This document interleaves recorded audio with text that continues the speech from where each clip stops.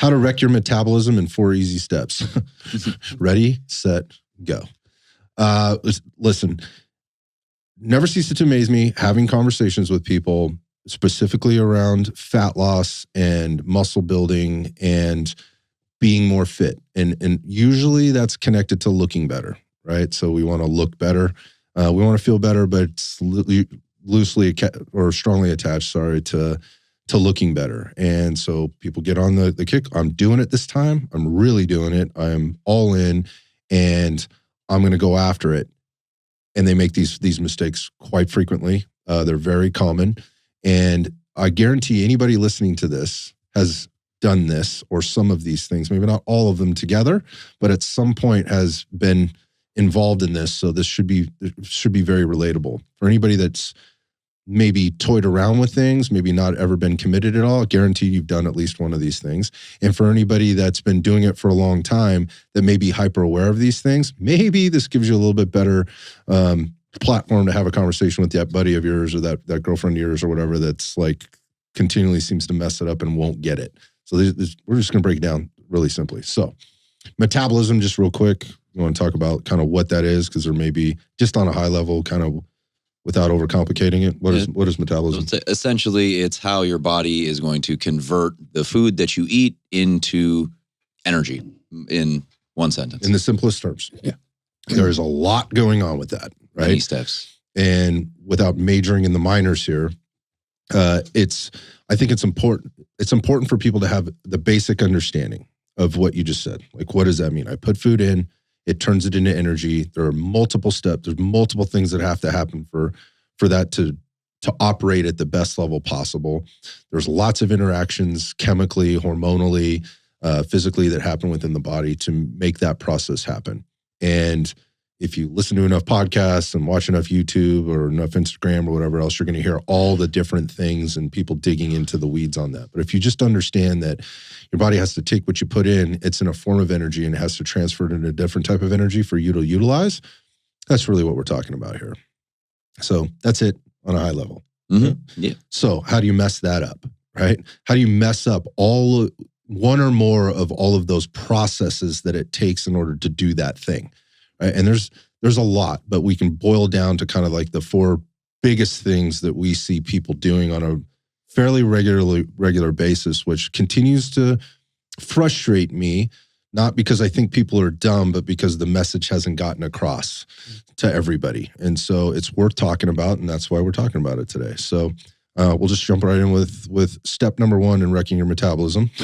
And the first thing is to eat less and do more cardio, which tends to be the default nearly, I don't know, let's put a percentage on it. 9 times Yeah. out of 10. 8 to 9 times out of 10. The first thing, let's slash calories excessively and let's go do some cardio. Let's go pound the pavement, walk outside my front door and hit the sidewalk and do a sweaty struggle run. Right. Get hot, get sweaty, burn calories, feel uncomfortable. That equals weight loss, fat loss, looking better. Again, the outcome that we're looking for with no understanding of the basic high-level understanding of how metabolism works. And basically, when we see people getting into an exercise program and they have this goal, that is usually default. Because people inherently understand it as a calorie balance equation, right? If I want to lose weight / body fat, those are 2 different things, right? Because you can lose weight without losing body fat. But we're talking about, again, about that part. That is exactly the higher level. I want to lose weight, which what they're probably really saying is I want to lose body fat. They're just not articulating it well.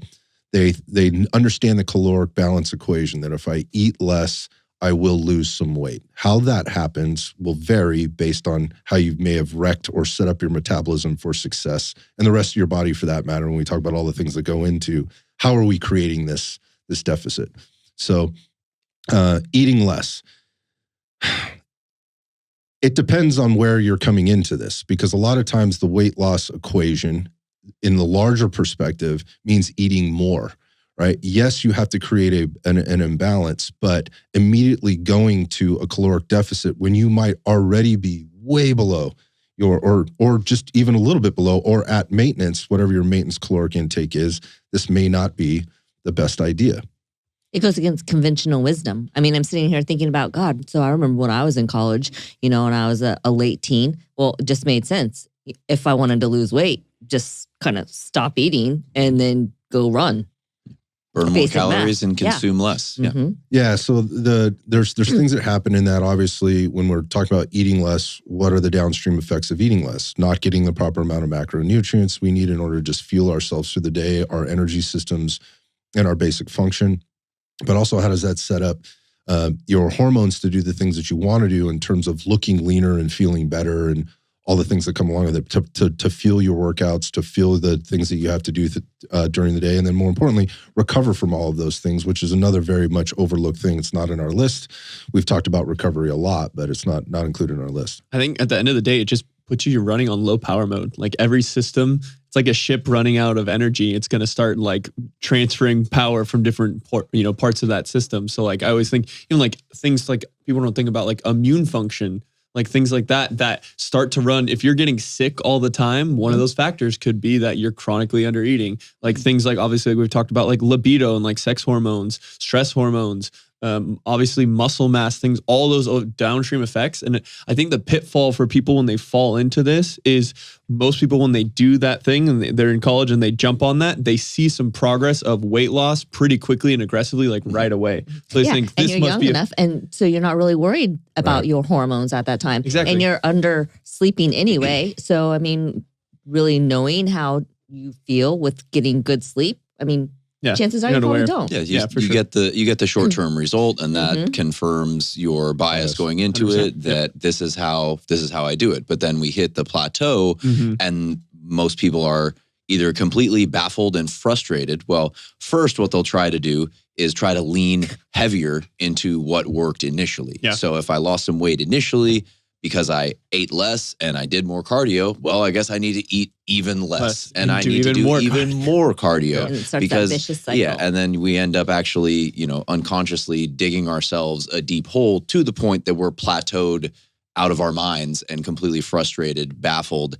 And then comes the throwing up your hands. And then because you've put yourself in this deep hole, now we see this rebound in terms of you gain back all the weight that you lost initially, primarily in the form of body fat. And now you're in an even less leveraged position to have success the next time you try the same thing that stopped working. So this made me think, as you guys were talking, I had a client ask me this just yesterday, actually. This is a female client in her early 20s, and she has been on a deficit. We've done this, in a calculated way because we actually understand what her basal metabolic rate is. We actually understand what her maintenance calories are. So we've calculated her deficit in a specified or a specific way. But she asked me, because she's 22 and she's on social media, she's like, I see these, because I'm, she's into lifting weights and she's doing the things.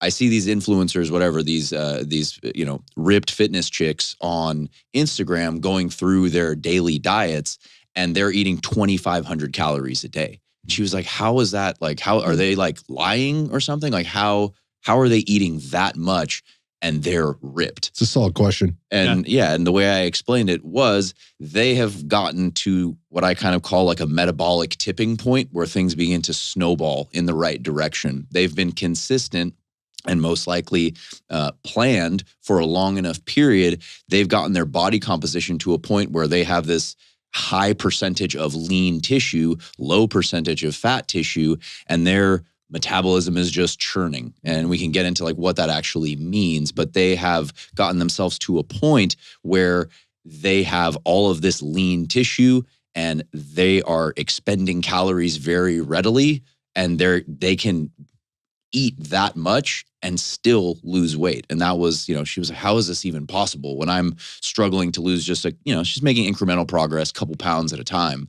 at, 1,650 calories. Mm-hmm. How are they eating so much more than me and they're shredded? So it got us into that conversation of kind of like what I call metabolic leverage. And that's based on body composition. So a little bit of a digression, but I think it's great. I don't think it is. I don't think it's a digression at all.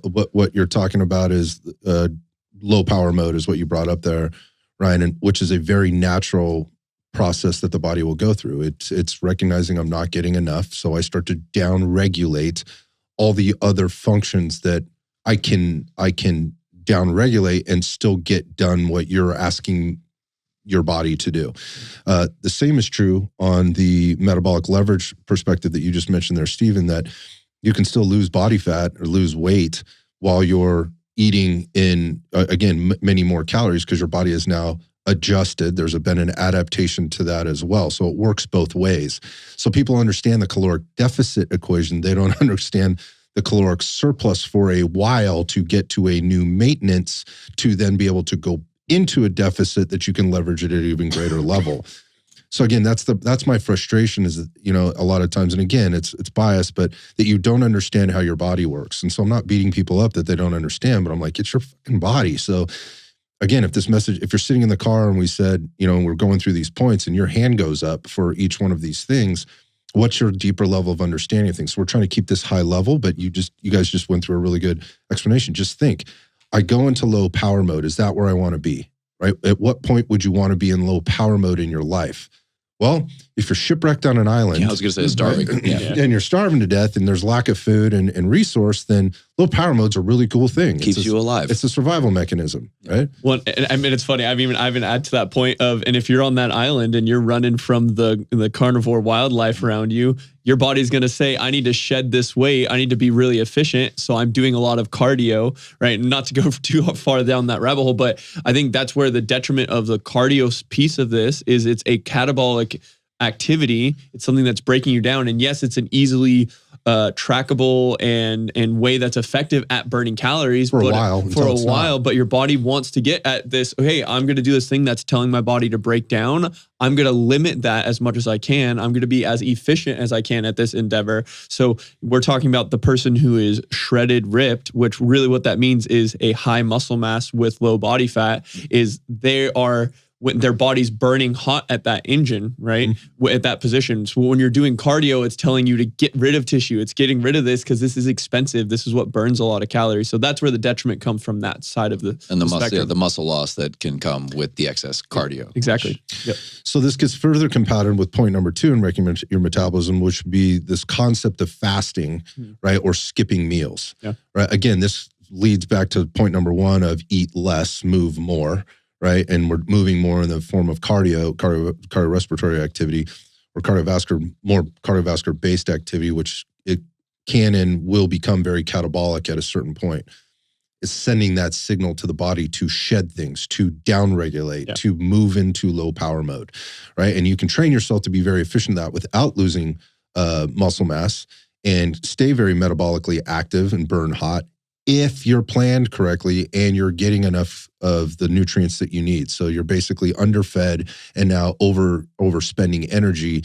You're running that gas tank on empty every time and going into debt, right? So moving to the next one being fasting, that's an easier way, that's a really good way to further the problem, right? So we've done some stuff on intermittent fasting. We've talked about that before, but that the whole idea, where people have their heads wrapped around that is there's some magic in the fasting process and skipping meals or only eating during certain windows of time or periods of time during the day.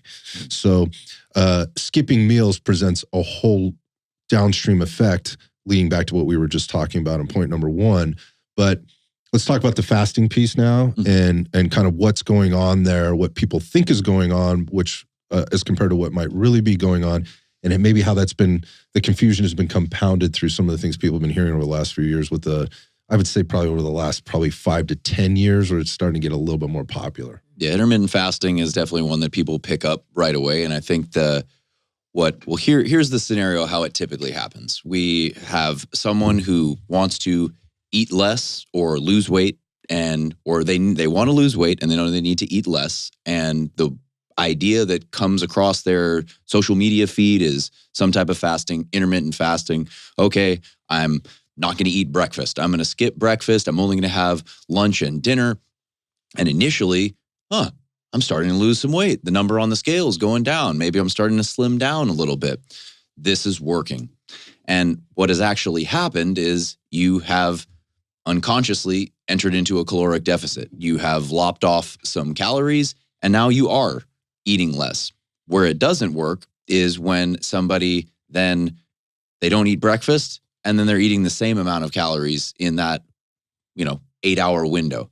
So what happens is we're eating less calories. We don't understand that it is just the eating less calories that is why we're losing weight. We begin to think, okay, well, there is this fasting period where my cells are regenerating and there's autophagy going on. And that's happening anyway. It's cleaning out my digestive system and I'm thinking more clearly. Maybe you're thinking more clearly because you stopped eating like a muffin for breakfast.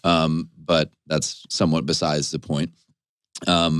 Therefore, this magic fasting period, some is good, more must be better. I need to fast even more. Once I hit that plateau point, now I just need to fast even more. Now I need to go to some wacky, 18-6, or I need to do a 24-hour fast once a month. Like we start digging ourselves into this greater hole, and then we struggle to get in the actual nutrients that we need in this small window of time that we're allowing ourselves to eat. So Steven, what do you think is the biggest struggle for most of your clients to do initially when they're trying to track their calories? What thing do they struggle to do the most?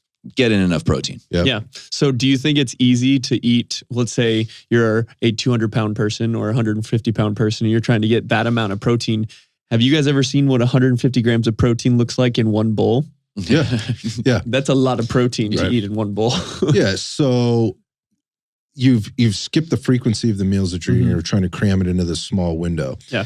If you go back to the first thing we talked about, and you're already under eating, you're already under your maintenance, or you've been in a deficit for a long time, your body's adapted to that, and now you're going to this fasting, which then puts you further into caloric deficit, known or unknown, like consciously or unconsciously. Now we got to talk about what else what are you missing? And that is the biggest point I would make about fasting for people in general is they understand the caloric deficit piece. Yes, and they're getting some subjective feedback about their mental clarity, or I think a lot of it has probably more to do with the control that they have, that they've found in this process for themselves, and they're kind of winning. I've got a plan. The scale is showing, the things that I needed to show, those kind of things. And when you do that, invariably, you're probably going to be cutting out a lot of extra stuff that you weren't eating before. You mentioned like the muffin for breakfast. Muffins aren't inherently unhealthy, but if you're not balancing that with the other things that you have, like that's probably not a great choice. You're leaving some things on the table. But the bigger thing is like people not meeting their protein needs. That's one of the biggest problems we're going to find, or challenges we're going to find with people in general, fasting or not fasting, cardio or not cardio. With a regular eating window, caloric people deficit, still struggle to do it. Or no caloric deficit, exactly. So yeah, I mean the general recommendation, and this is agreed upon, this isn't arguable, that if your goal is to build and or maintain muscle mass that you have, you need to be getting a gram per pound of your target goal weight, right? Whatever that is. So to your point, like if you're a 180 pounder and you're looking to build and maintain muscle, then you should be targeting 180 grams of protein per day. Most people coming into this are nowhere near that to begin with. So now we're limiting our window to 2 meals a day, 3 meals a day in an 8-hour period, trying to get 180 grams of protein in that day. Like let's just talk about that. Like how many grams of protein in an ounce of let's just say chicken? What would that be? Like it's about 8 grams. It's like 5 to 6 grams. Right? It's about 8 grams, right? So let's call it 8 grams.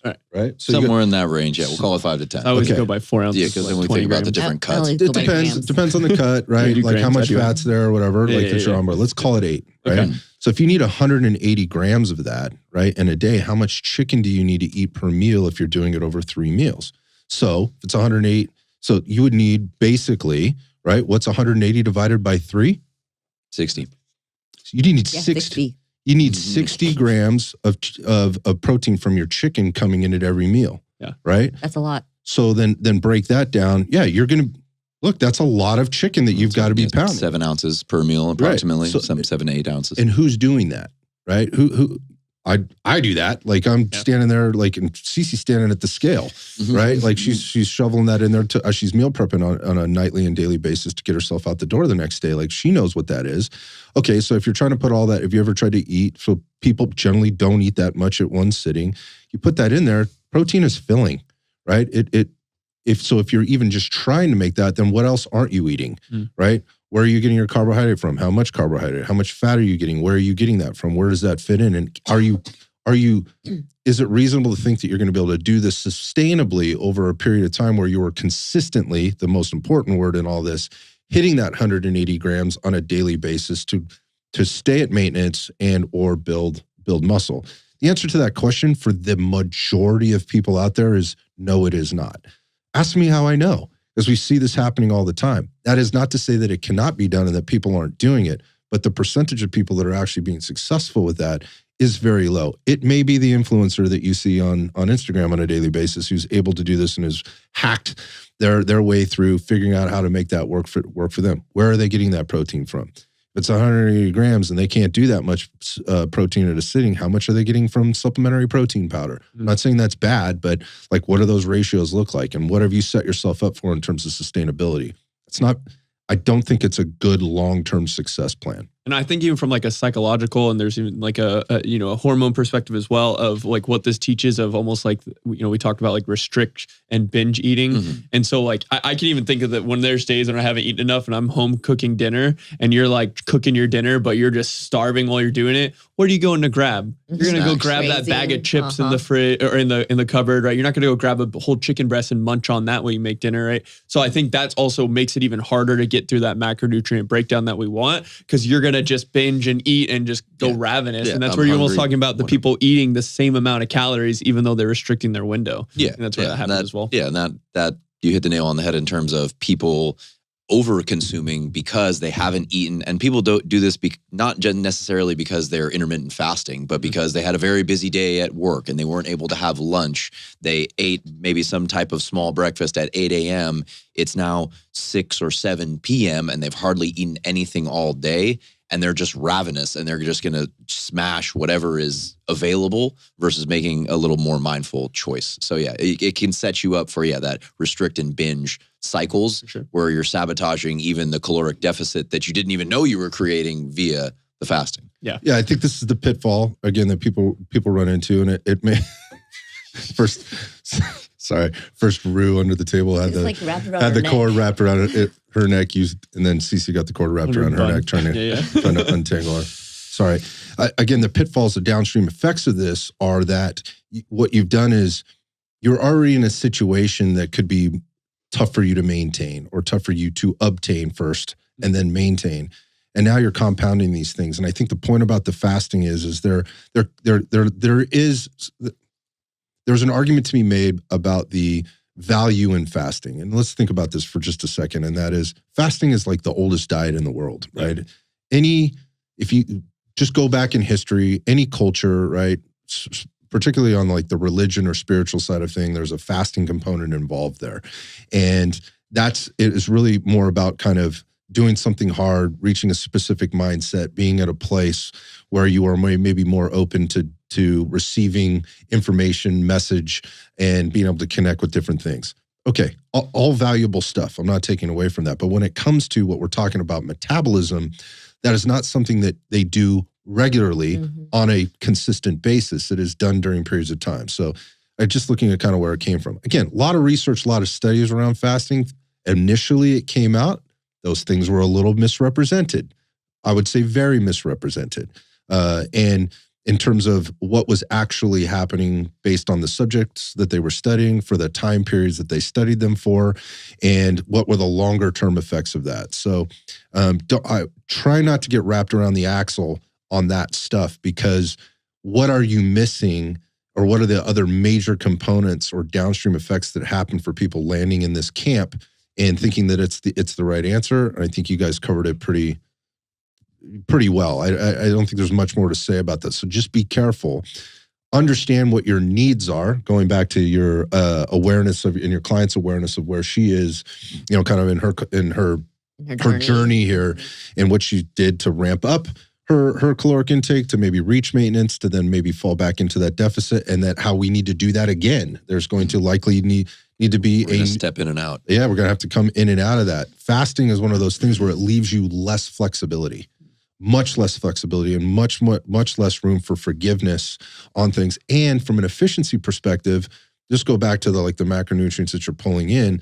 Like there are other things. We've just talked about protein, but what about carbohydrate and what you need that carbohydrate for with regard to fueling your system and running other metabolic processes, and what happens with that when insulin is released when you eat things, right? No matter what you eat, you're going to have an insulin response to it. And what is it doing with that? Where is it putting those things? It basically, insulin partitions, tells the cell or tells your body where to partition those things in terms of where it needs to be putting them and where do you want them. Well, carbohydrate is going to be stored primarily in your muscle cells, right? The more muscle you have, the more you can store. The more onboard availability you have, the more in the gas tank, right? Then it's also, you'll find it in the bloodstream, but then you'll see it in the brain and you'll see it in the liver.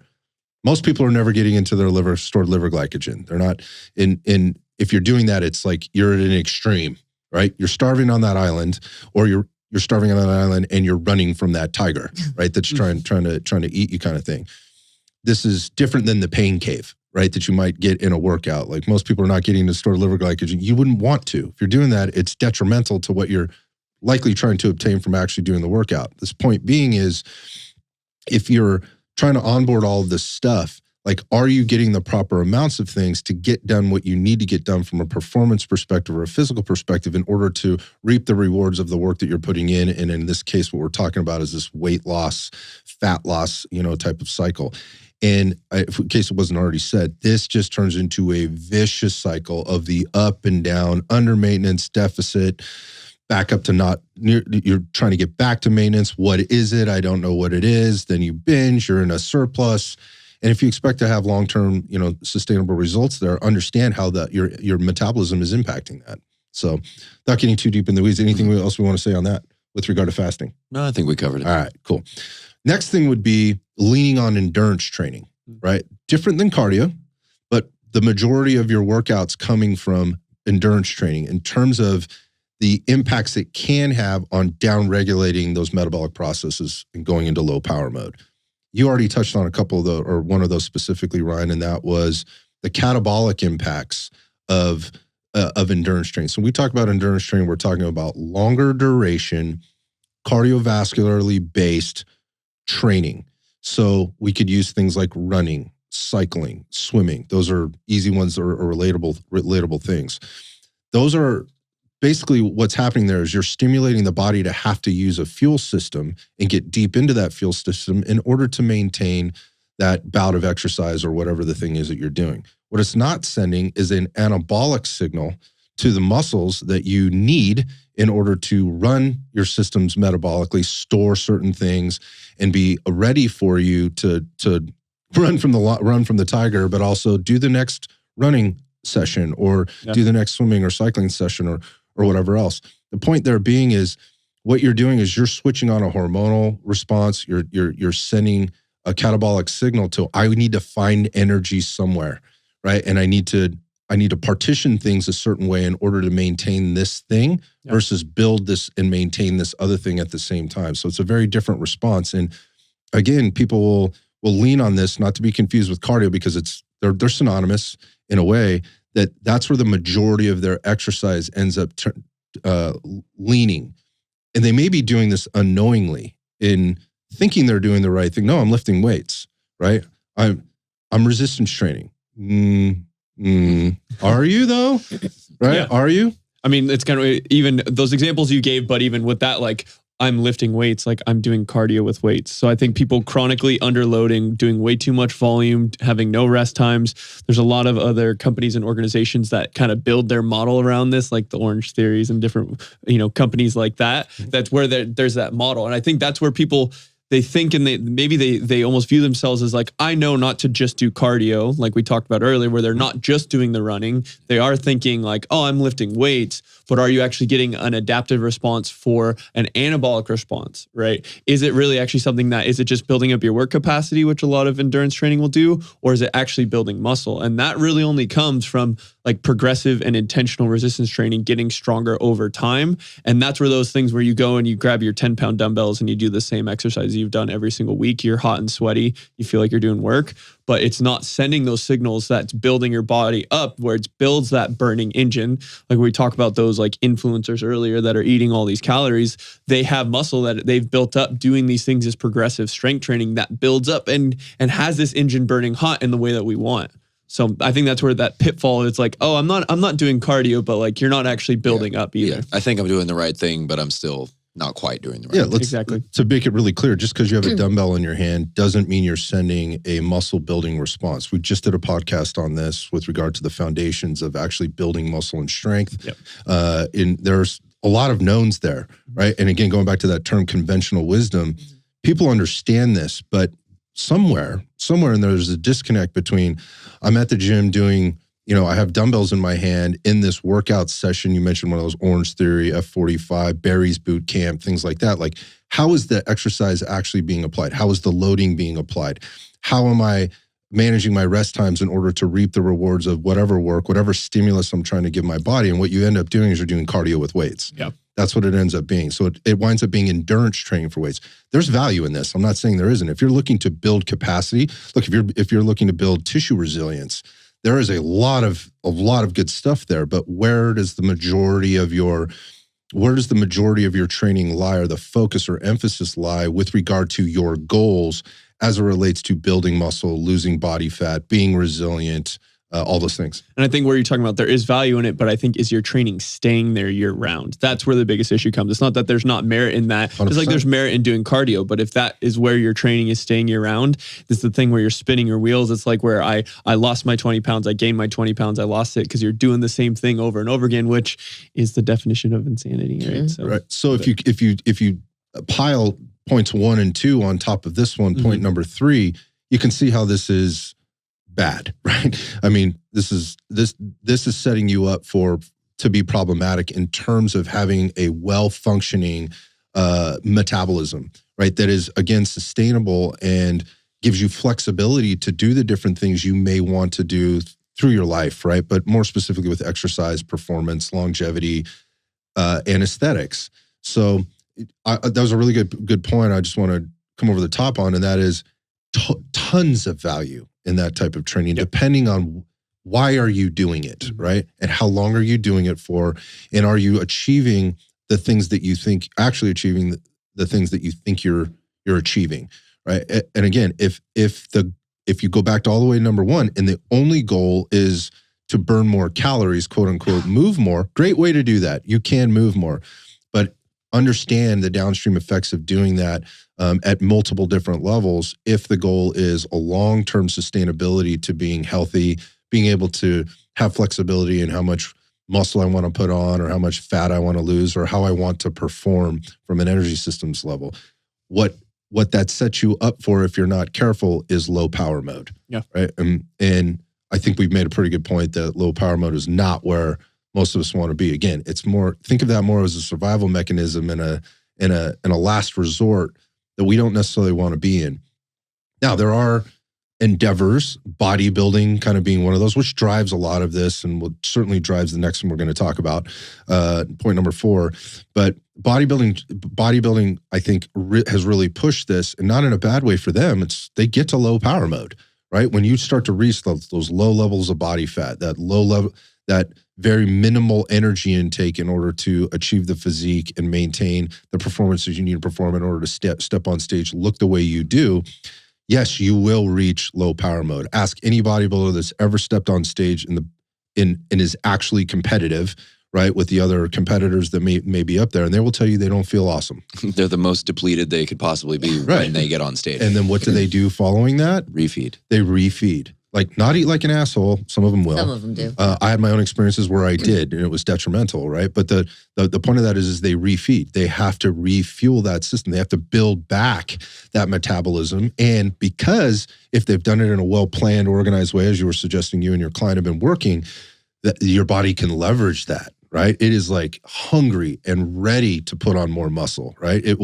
is very insulin sensitive in most cases, whereas like you put stuff in and it goes right to where it wants to. Vacuums it up. Your body is is happy, right? The bodybuilder a week out from a show looks and feels, or a week or 2 weeks out from a show, as long as they're not jumping right into another one or whatever, generally feels and looks the best they ever look, right? They're full, right? They have the energy that they need on board. Their muscle bellies are full, right? And they're able to, they're feeling their strength come back and all of those things kind of reside there. That's not the majority of people. And the point I'm trying to make is it's not sustainable, right?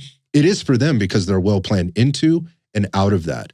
But in their they can leverage their metabolism in that situation. But if you have started at point number 1, moved to point number 2, and now we're in point number 3, or in any order, and you've prioritized all those things versus the strength training, right? The making sure you're getting to maintenance and getting the things you need, and you're not trying to do it in a 6-hour window or whatever else, you have a lot more flexibility and you're in a lot better set. You're much better set up for longer term success. Yeah.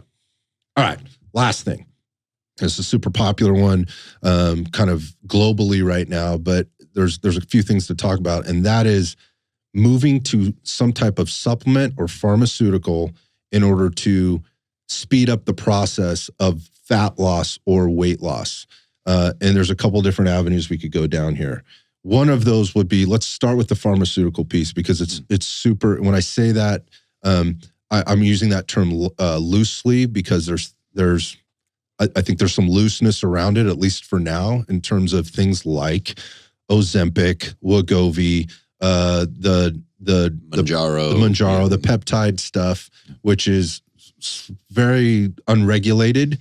And so when I say pharmaceuticals, that's it. I was going to say, it usually comes with a script, right? Yeah. Somebody has to prescribe it for you. Yeah, so, but people reaching for that and the downstream effects there. Well, I would say what the pharmaceutical route, why it's effective, at least initially for people, is it forces that skipping meals and that eating less that we've already talked about. It basically is how GLP-1 agonists are working, is they're nuking people's appetite to the point that they just don't eat. Yep. And when you don't eat, you lose weight, yes, at least initially. Yep. But the key word there is you're losing weight.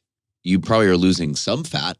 How much of that weight that you're losing is fat, and how much of that weight that you're losing is muscle? And what we're seeing with individuals who are going into some type of GLP-1 agonist protocol is they don't have much of a plan outside of take the drug and probably do some cardio, which will get progressively harder the more depleted the individual gets over time. So that it's a big rabbit hole as far as that body composition component.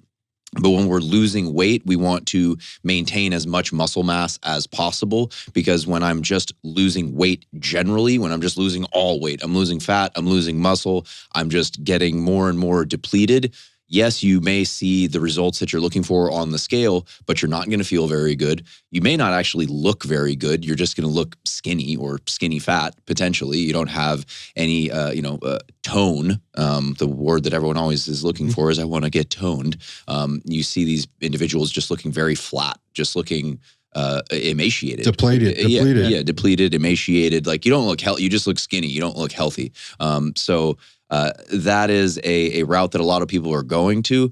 And I want to make sure that I mention that these drugs can be very effective and very helpful in certain populations. As we've talked about before, some people need the life jacket. Some people, their diabetes, like this is what those drugs were designed to treat or to address. Their diabetes is absolutely out of control. They're morbidly obese. Like this person is going to die if they don't lose weight, if they don't get their blood sugar under control. And in that way, the GLP-1 agonist can be a effective intervention. But the key is that we're also following some of the other basic principles of good health, that we are still consuming adequate calories, not over-consuming calories and not eating nothing. We're getting adequate calories. The composition of the calories that we are consuming is appropriate. We're maintaining our protein consumption. We're maintaining enough calories so that we have the energy to continue exercising and maintaining our muscle mass.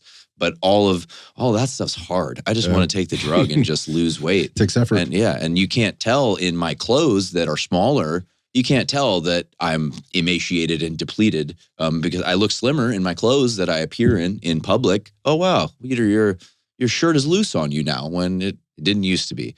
What have you been doing? Oh, well, I got a little secret in my back pocket. Right. And it confirms you're doing the right thing when Yeah. you're getting the compliments or the validation. Exactly.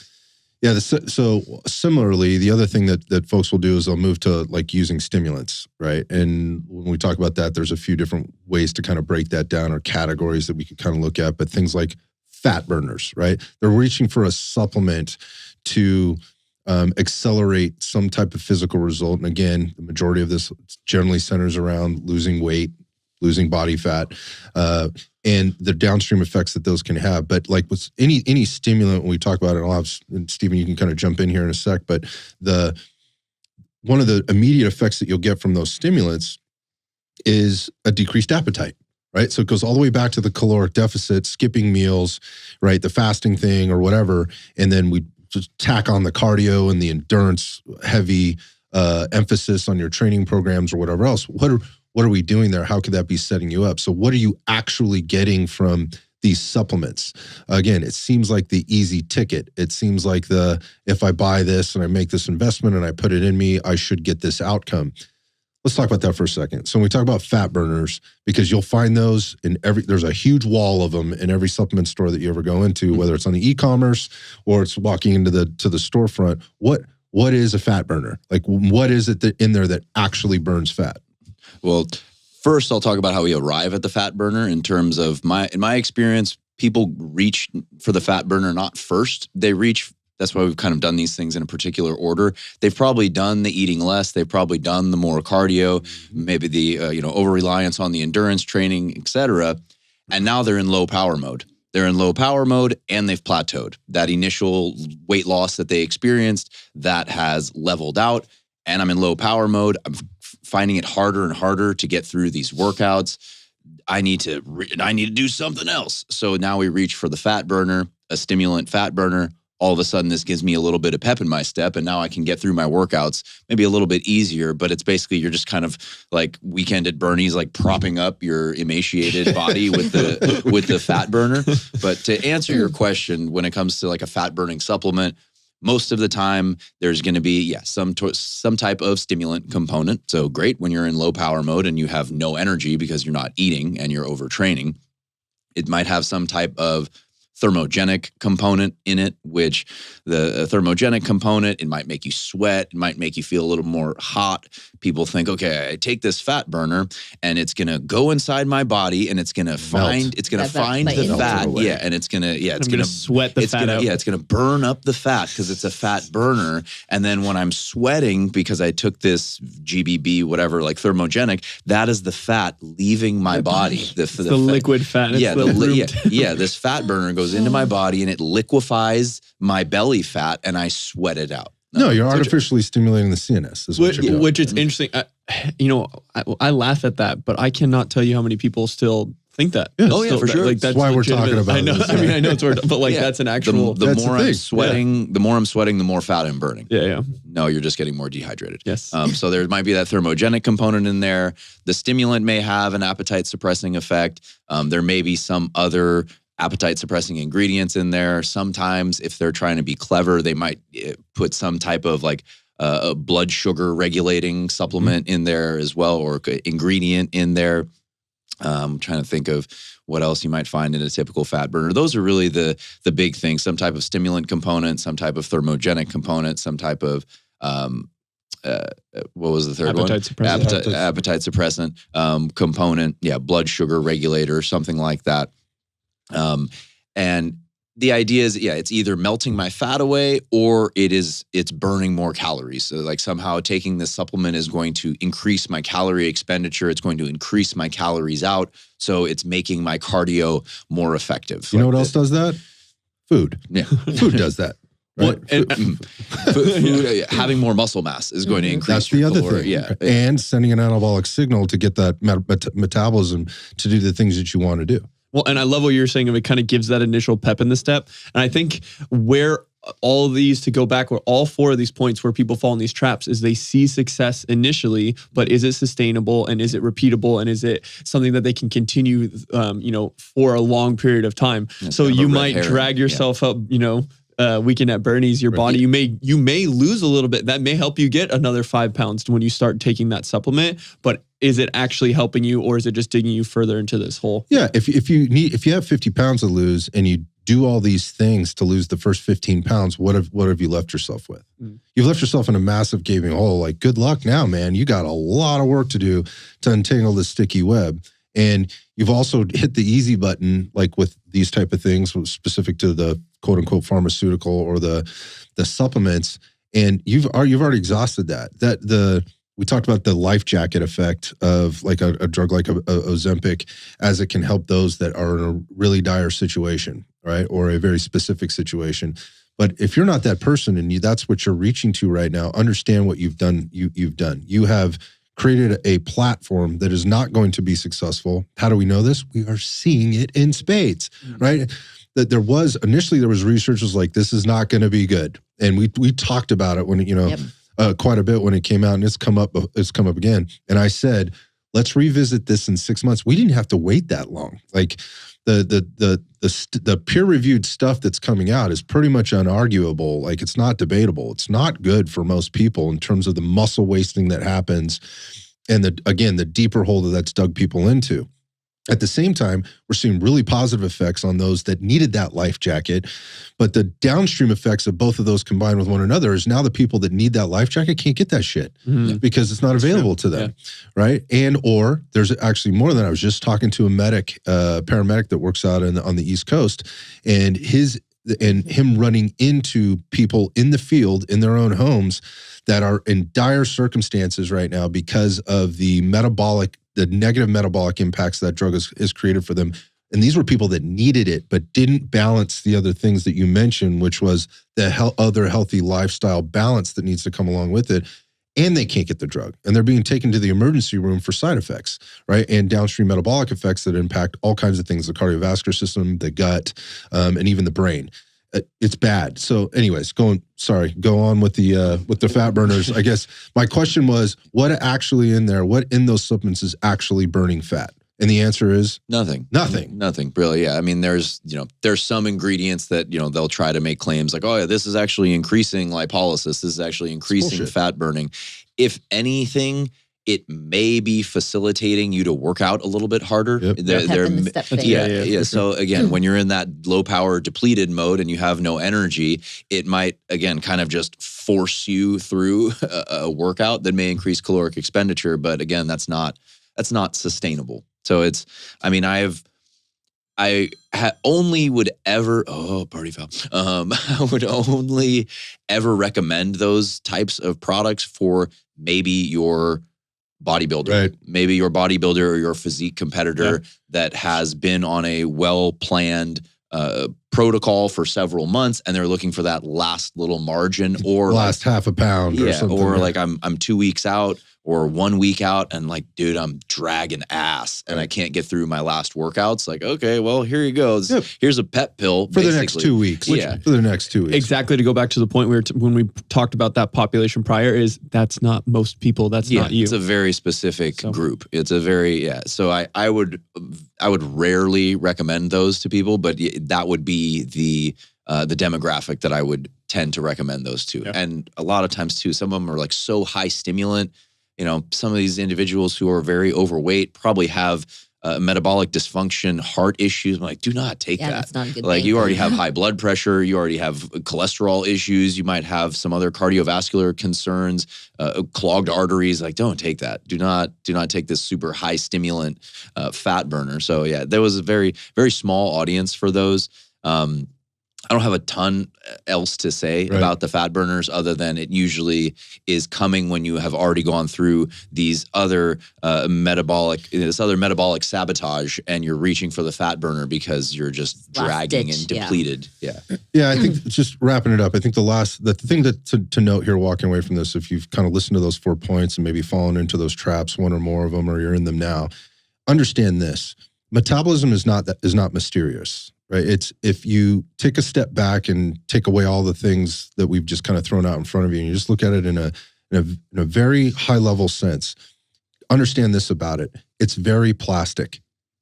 While you can regulate it, and quote unquote what we're saying is wreck it, you can also build it back. building it back takes work. And building it back, there are some very basic principles and foundations to doing that do take time and work and a high level of awareness based on where you're currently sitting or where you currently stand and what you're trying to do. So if you're in that situation, you found yourself in that hole, yeah, the hole sucks, but there is a way out of that hole. And we talk about that stuff all the time. We've given you kind of the counters to, the 4 points that we said not to do or that a lot of people do. It really is that basic. I know it's not sexy, right? And it's not the easy button and it's not something you can order online. It is something that you actually have to put some work and some effort into. So again, understand that your metabolism is actually very forgiving, and all these adjustments that it's making, again, that down regulation, that's a very natural thing. So is building up. It will respond, and it will happen differently based on the depth of the hole that you're in, your current health circumstances. You just mentioned some of that, your past health, and how you're applying things like exercise, diet, and maybe supplementation, recovery methods, down regulation of stress, and all those are the basic foundations of all of this. So if you've wrecked it, it's recoverable. You have to put some work in. And if you haven't wrecked it yet, stay away from the things that we talked about, because that's the easiest way to the bottom. And that's what it ultimately becomes, to your point, Stephen, is like a race to the end or the bottom of this thing. And if you have like a 50-pound weight loss, or even if you have a 10-pound weight loss, like, you can lose 10 pounds without doing any of the things that we just talked about. You can lose 50 pounds without falling into any of those traps. It's going to take some organization, and it'll take some work. Step back, understand how this stuff works for you. Stop reaching for the magic bullets and for the magic pills. Maybe step away from the conventional wisdom for a second and ask yourself if this makes sense for me. And if you need help, reach out for that. That's what we're here for.